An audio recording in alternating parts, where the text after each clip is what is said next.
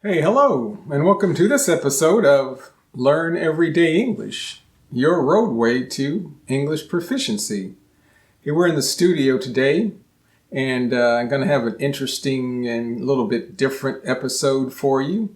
I'm recording this on my video camera, but it's also going to be used for the Learn Everyday English podcast. So those of you listening on the podcast, remember, this is being recorded on a video, and I'm going to use the video as the audio. So welcome, everybody, if you're listening on the podcast or watching this on the Learn Everyday English YouTube channel. Hey, thanks for watching. Remember, you can follow me and go to the Learn Everyday English webpage, www.learneverydayenglish.com. There you can find and access our podcasts. You can download our podcasts on Spotify and other podcast applications. You can also find a link to the YouTube video channel by going to that webpage. So I hope you do that and hope you find these podcasts and these videos interesting. Well, without further ado, I'm going to get going and jump right in to today's episode. We're going to be talking about fables. Fables. F-A-B-L-E-S. Excuse me. And here in the United States, I guess there are some fables that are very popular, and they're called AESOP'S fables. Aesop is the person or maybe character, I don't really know for sure if it was a real person, who wrote these fables. Fables. And you might be asking yourself, hey, what is a fable? That's a good question. So I'm going to give you a definition of what a fable is. So a fable is a short story that is typically or usually or normally with animals or about animals that have animals as characters in the story. And the story, we say, conveys a moral, or it gives a moral, or presents a moral. And a moral is like a lesson, something that it is trying to teach you, a lesson that you are going to learn. So a fable is a short story. To recap, recap means like to sum up or to kind of say what it really means in a short, concise manner. Is a fable is a short story that has animals in it that teaches you something, that you learn something from. And it teaches you a moral, M-O-R-A-L, moral. So you might be asking exactly what is a moral. So a moral is a lesson, like I said before, especially one concerning what is right or what you should do or what is the right thing to do, and that you can learn from the story or from the fable. So these are very popular, especially with young children in school, because it helps to tell them a story, something interesting that they can listen to, they can hear, but it also teaches them good lessons about life, how they should act or maybe behave, things that they should learn about life. So I'm going to read two different fables, and I know this first one is a very famous or very well-known fable, and it is a fable called the Hare and the Tortoise, or sometimes you may hear it described as the tortoise and the hare. The tortoise and the hare. So you might be asking, hey, what is a tortoise and what is a hare? So a tortoise is spelled T-O-R-T-O-I-S-E, tortoise, tortoise. And basically just think of a tortoise as a type of turtle, You all hopefully know what a turtle is. But there's a difference between a tortoise and a turtle, and mainly a tortoise spends most of its time on land, or more time on land, and a turtle spends more of its time in the water, And they do maybe have a different type of body shape, or the shell, the outer exterior of the animal, is a little bit different between a tortoise and a turtle.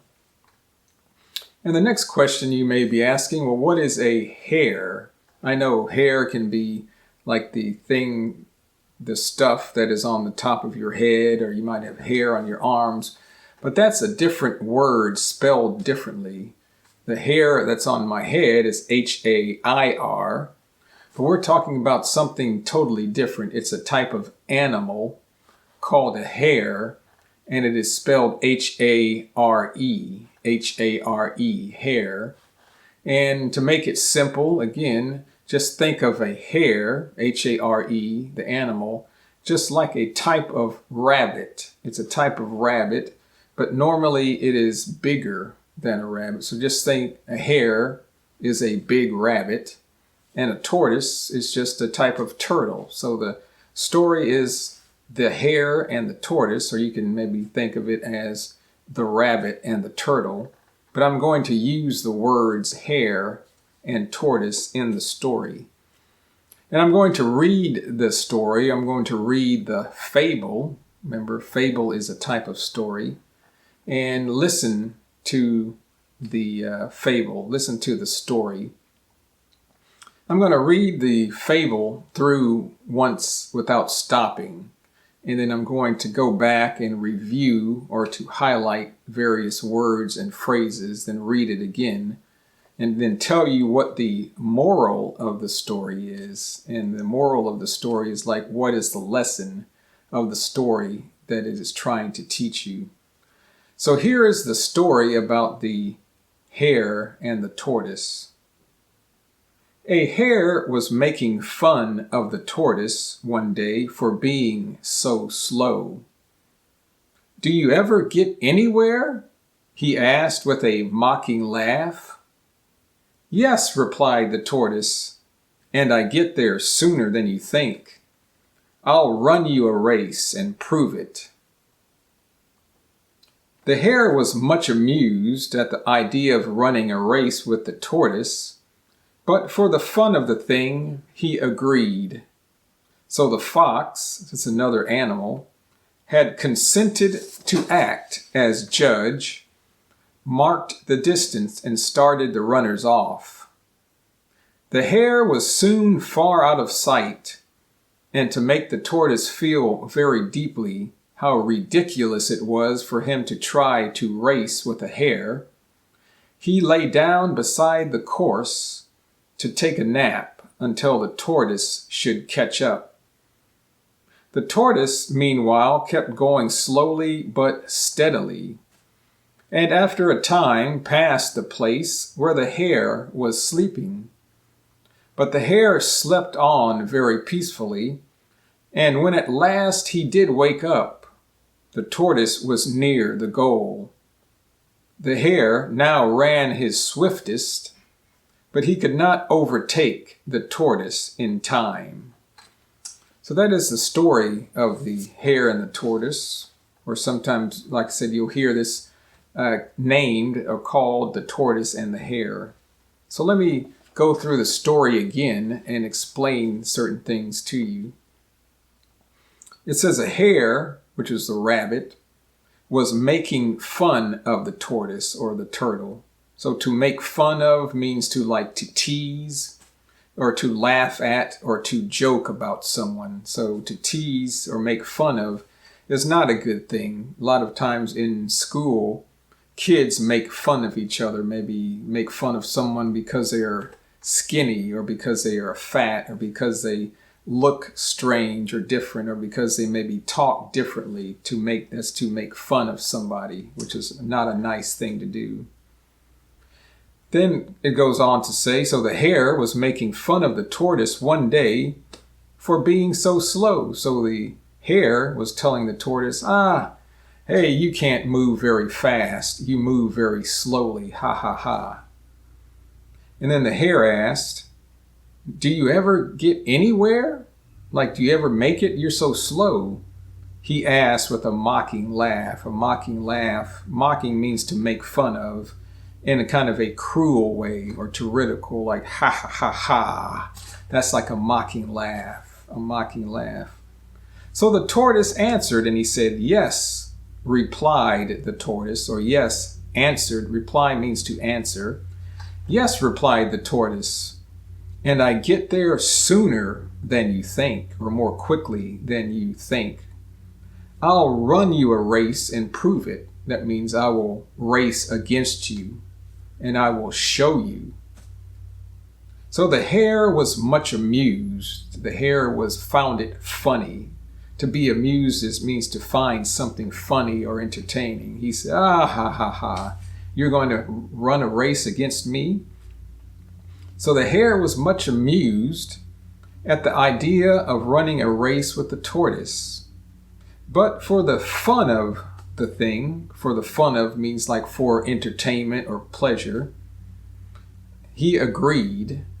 And so the fox, this was another animal who was with the hare and the tortoise, the fox agreed, or he says in the story, the fox who had consented, that means who had agreed to act as the judge, he marked the distance. That means he measured the distance of how far they were going to race or to run.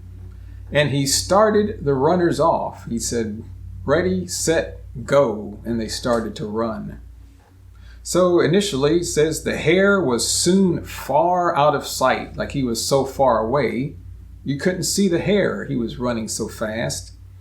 And to make the tortoise feel very deeply, or really in his heart very seriously, how ridiculous it was for him to try to race with the hare lay down beside the course. And the course is just the road or the place where they were running.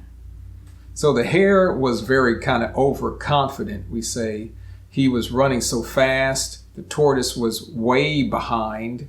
So the hare said, well, I'm just going to lay down and rest, take a nap. I'm going to win this race easily. And he took a nap and was going to wait until the tortoise could catch up to him.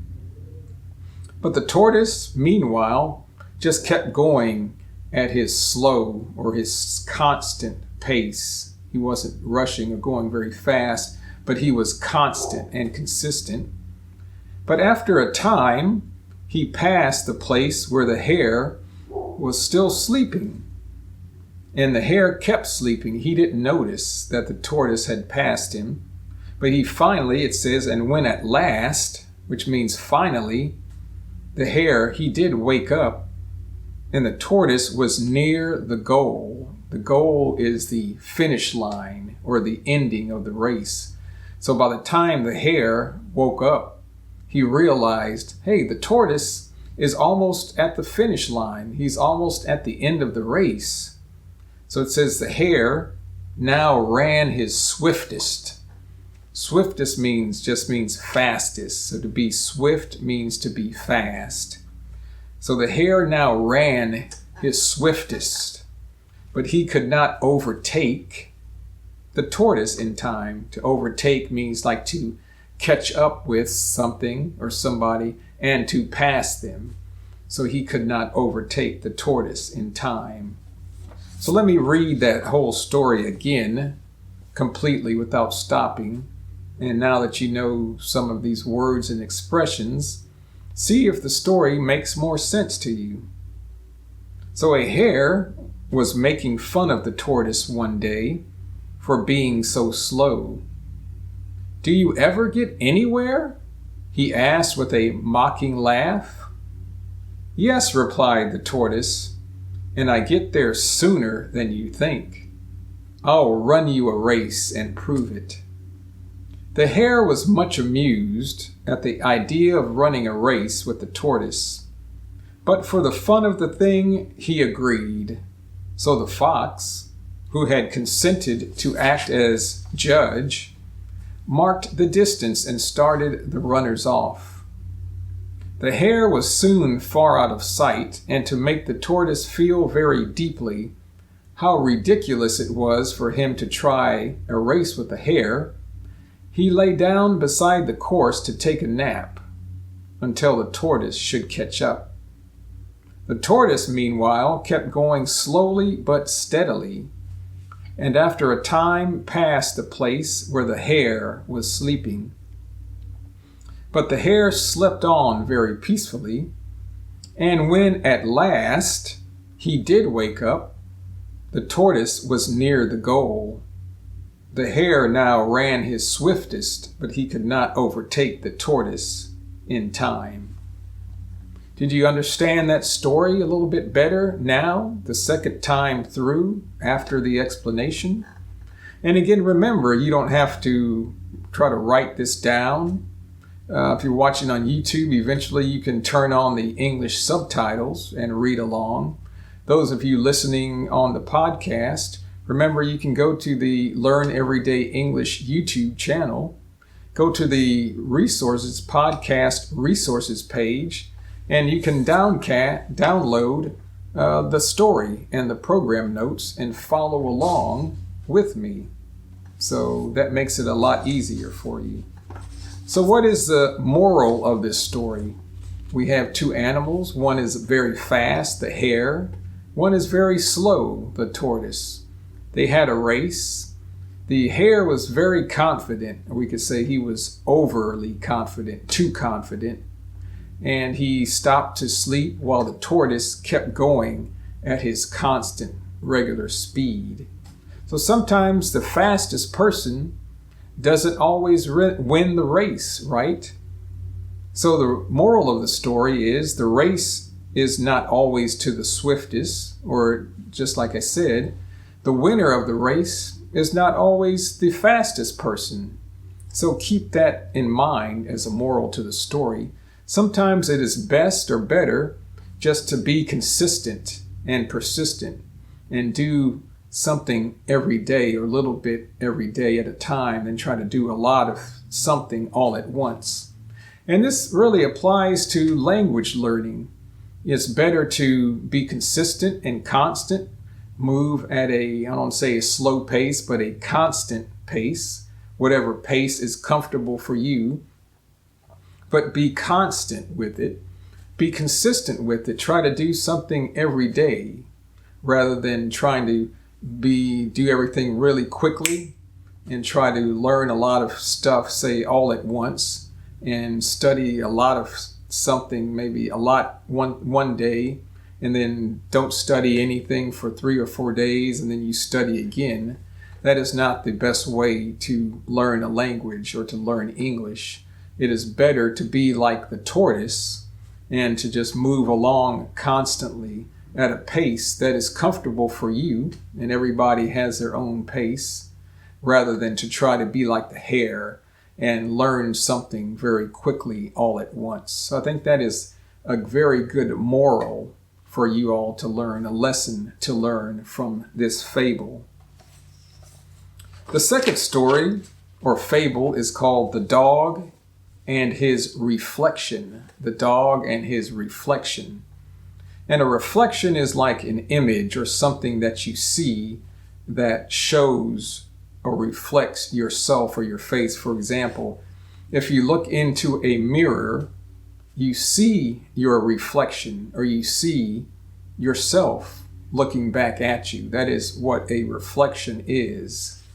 So this story is about a dog who saw his own reflection or his own face or his body while he was looking into a body of water.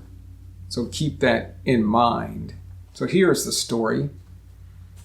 A dog to whom the butcher had thrown a bone, and a butcher is just a person who works like at a meat market or a place that sells meat, is called a butcher. A butcher. A dog to whom the butcher had thrown a bone was hurrying home with his prize, which was the bone, as fast as he could go. As he crossed a narrow footbridge, he happened to look down and saw himself reflected in the quiet water as if in a mirror. But the greedy dog thought he saw a real dog carrying a bone much bigger than his own. If he had stopped to think, he would have known better. But instead of thinking, he dropped his bone and sprang at the dog in the river, only to find himself swimming for dear life to reach the shore. At last he managed to scramble out, and as he stood sadly thinking about the good bone he had lost, he realized what a stupid dog he had been. Did you understand that story or some of the words?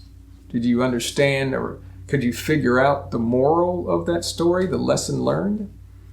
Well, let's go through the story and I'll explain certain words and phrases. So there was a dog, and to whom the butcher had thrown a bone. So the butcher, the person that works at a meat store, meat market, had thrown a bone to the dog so that the dog could have it to eat. So the dog was very happy. So it says he was hurrying home with his prize, and the prize was the bone, as fast as he could, as he crossed a narrow footbridge. So a footbridge is just a type of bridge that you walk across. It's not a bridge for, say, cars, but a bridge for people to walk across. So as he crossed a narrow footbridge, he happened to look down and saw himself reflected in the quiet water as if in a mirror. So he looked down at the water. The water was quiet. We say the water was very still. The water was like a mirror, so he could see his own face and his reflection in the water. But it says the greedy dog. So the dog was greedy.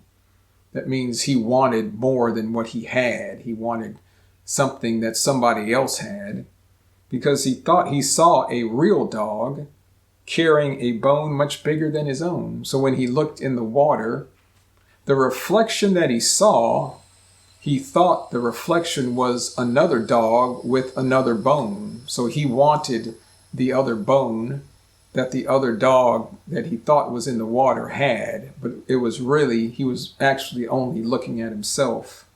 So it says if he had stopped to think, he would have known better. He would have realized the truth. But instead of thinking, so he wasn't thinking, he opened his mouth, because it says he dropped his bone, and then it says he sprang at the dog in the river. That to spring at means like to jump at. So he was on the footbridge. He jumped down at the dog he thought was in the river so he could get the other bone that the other dog had, or he thought he had. And he found himself swimming for dear life. So he realized that he was in the water now, and he probably couldn't swim very well. So he says he was swimming for dear life, which means he was swimming for his life or to save his life, to reach the shore. And the shore is like the land or the ground that is next to the water is called the shore. And at last, he said, at last or finally, he managed to scramble out. That means to climb out with a lot of effort and with some difficulty. He was able to scramble out.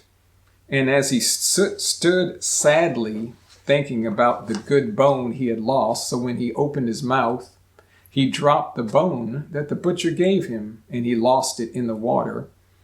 He realized what a stupid dog he had been, because at the end, right, the dog ended up wet because he fell in the river, in the water, and he didn't have a bone at all. He had nothing, so he ended up with nothing. So again, let me read the story all the way through. A dog, to whom the butcher had thrown a bone, was hurrying home with his prize as fast as he could go. As he crossed a narrow footbridge, he happened to look down and saw himself reflected in the quiet water as if in a mirror. But the greedy dog thought he saw a real dog carrying a bone much bigger than his own. If he had stopped to think, he would have known better. But instead of thinking, he dropped his bone and sprang at the dog in the river, only to find himself swimming for dear life to reach the shore. At last he managed to scramble out, And as he stood sadly thinking about the good bone he had lost, he realized what a stupid dog he had been. Interesting story, right? A dog had a good bone. He was running home. He thought he saw another dog with a bigger bone. He tried to get that because he was greedy. He ended up falling in the river and lost his bone and ended up wet and with nothing, no bone at all. So what is the moral of this story? What is the lesson that we can learn from this story? And the lesson that we can learn is that it is very foolish to be greedy. It is foolish to be greedy, or it's kind of like it's stupid to be greedy. It doesn't pay to be greedy. You shouldn't be greedy. You should be satisfied with what you have, right?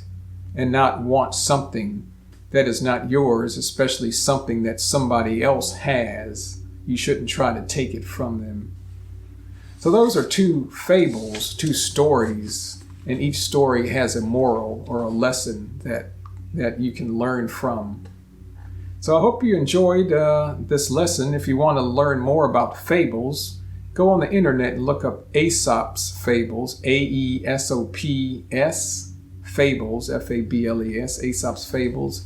You can find a whole book or a whole lot of other and different fables, which you might find interesting with different lessons that you can learn.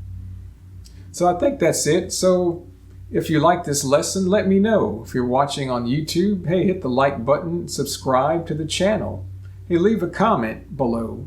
Let me know what you thought about the video. If you're listening on a podcast, hey, go to the Learn Everyday English webpage, www.learneverydayenglish.com. At the bottom of that page, there's a contact form. Send me a message. Let me know if you liked the episode, if you have any other topics you'd like me to discuss, and I'll read and answer each one. We've got people listening to podcasts now over 80 countries. We've got a lot of people watching the YouTube videos as well. So I hope you find these videos helpful and interesting. And remember to be consistent and persistent, and don't give up. You can do it. Okay, well, that's it for today, this episode of Learn Everyday English. Have a good day, wherever you're at, and keep on listening, keep on watching. And thanks once again from Learn Everyday English. Hey, see you later. Goodbye.